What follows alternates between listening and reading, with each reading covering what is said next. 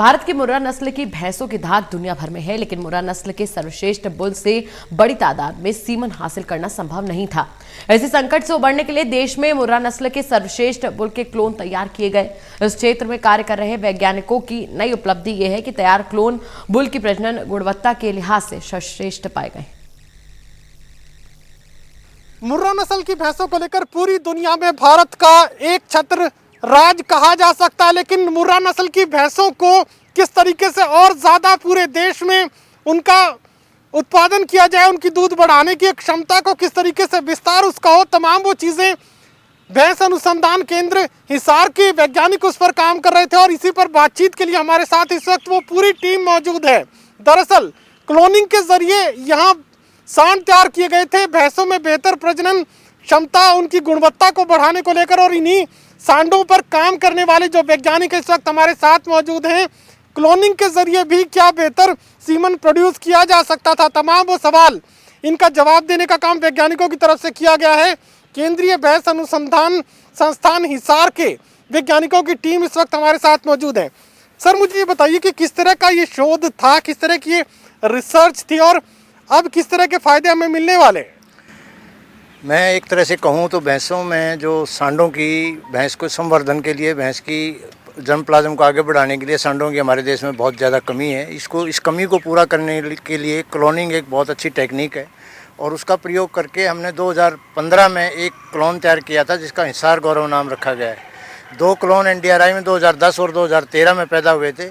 तो इन तीनों जोटों का सीमन हमने टेस्ट किया है और ये पाया है। अब पहले तो हमने क्लोन बनाए, पिछले 16 जुलाई को हमने अनाउंस किया था कि हमने क्लोन बना दिए 8 एक जोटे के। तो उस पर जो हमारे पास एडल्ट क्लोन थे, पहले बुल थे अवेलेबल थे, हमें ये शंका थी कि उसका सीमन जो हम यूज़ करेंगे वो दूसरे नॉर्मल बुल के सीमन के बराबर होगा, उसकी गुणवत्ता वैसी होगी, उसकी फर्टिलिटी वैसी होगी, कंसेप्शन रेट वैसा होगा।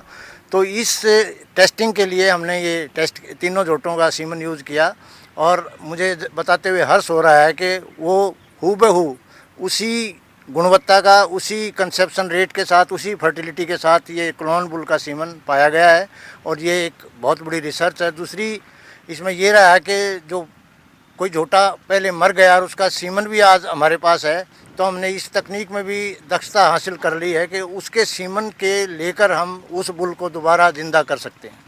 सर, मुझे ये बताइए कि जर्म प्लाज्म को बेहतर बनाने की वैज्ञानिक लगातार कोशिश करते हैं। आपने जिस तरीके से रिसर्च की कि क्लोन के जरिए पहले तो बुल पैदा की और उस बुल की जो प्रजनन क्षमता थी वो भी आम बुल के जैसे ही थी, तो ये रिसर्च किस तरीके से अब किसानों के लिए फ़ायदेमंद होने वाली है और देश में दुग्ध के उत्पादन को लेकर किस तरीके से ये रिसर्च अब मील का पत्थर साबित होगी?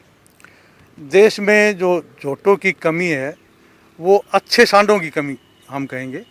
अच्छे सांड जो है उनका योगदान ब्रीडिंग प्रोग्राम के लिए यूज किया जाता है और देश के अंदर 2 तरीके हैं। या तो नॉर्मल ब्रीडिंग प्रोग्राम में हम बहुत सारी भैंसों में से जो है सेलेक्ट करके, जो उनके कटड़े अच्छे दूध की भैंसें हैं उनके कटड़ों को सेलेक्ट करके प्रोजनी टेस्टिंग प्रोग्राम में, वो समय को ज़्यादा लगता है उसमें। क्लोनिंग में कम समय में उत्तम नस्ल के सांडों को जल्दी बढ़ाया जा सकता है ताकि ब्रीडिंग के लिए हमारे पास बुल उपलब्ध हो। क्योंकि ये नई तकनीक है तो इस पर 2008 तक विश्व के अंदर ये प्रूव करके, और FDA जो है food and drug administration USA की, उसने ये बताया कि क्लोन जोटों का सीमन, मीट, दूध जो है वो मानव उपयोग के लिए सुरक्षित है। लेकिन क्योंकि भैंस पर काम करने वाले हमारे देश का पशु है, तो हमने इस पर काम किया और हमने इसकी फिजियोलॉजी, जो इसका ब्लड पैरामीटर्स और इसकी ग्रोथ, इन सभी विषयों पर हमने काम किया। जब वो अडल्ट हुए तो अडल्ट होने के बाद वो जब सीमन प्रोडक्शन में आए तो अब तक देश में 4 जोटे जो है वो सीमन प्रोडक्शन में हैं। 2 हमारे पास हैं और 2 करनाल में।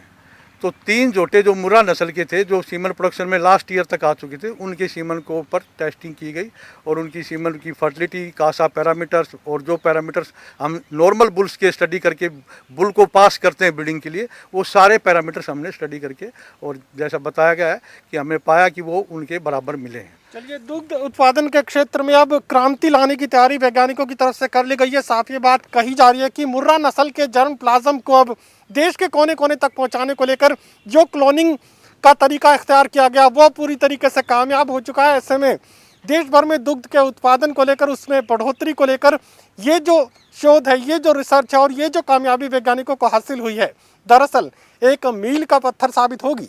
सहयोगी कमल के साथ महेश कुमार, टोटल न्यूज़, हिसार।